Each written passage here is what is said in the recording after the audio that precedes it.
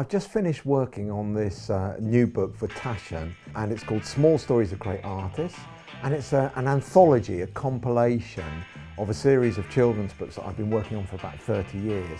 So they are about artists like Van Gogh and Frida Kahlo and Cézanne, and the thing that's kind of unique about this is that the events are seen through the eyes of real children who actually knew the artists. Many years ago I was an art teacher, and I found that the kids were most interested in stories about these great artists. That's what really brought them alive.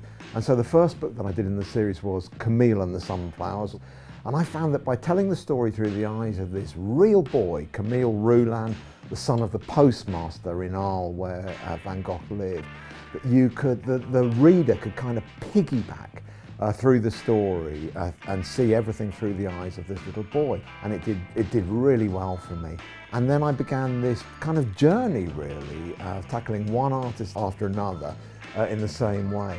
And in each case I went on a kind of detective hunt, going to the place where the artist had painted, going into their studios and finding out about this real child. And in some cases I actually met those children as adults, like Picasso's model, Sylvette David, who I got to know really well. So it was a really exciting business getting into that detective work in order to put the books together. I'm a great believer in conveying positivity to young children.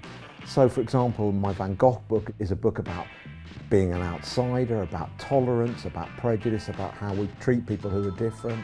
The Frida Kahlo book is a story about overcoming adversity. It's a kind of feminist tale, if you like. I think these stories are timeless. I think they are more relevant now than when I first started thinking about them 25, 30 years ago.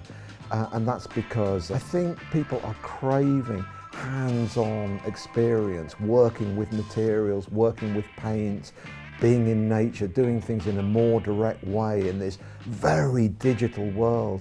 I think we're all afraid that children might get lost in this digital world. And what's so wonderful about these artists is the direct experience, the direct sensation of walking up a mountain, of making a painting.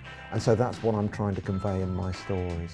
Picture books, especially for young children, are an absolutely fundamental part of their development. We shared books with our children when they were really babies, long before they can read, just sitting on our lap, looking at the pictures, beginning to have conversations. You've got the child, you've got the adult, and you've got the book.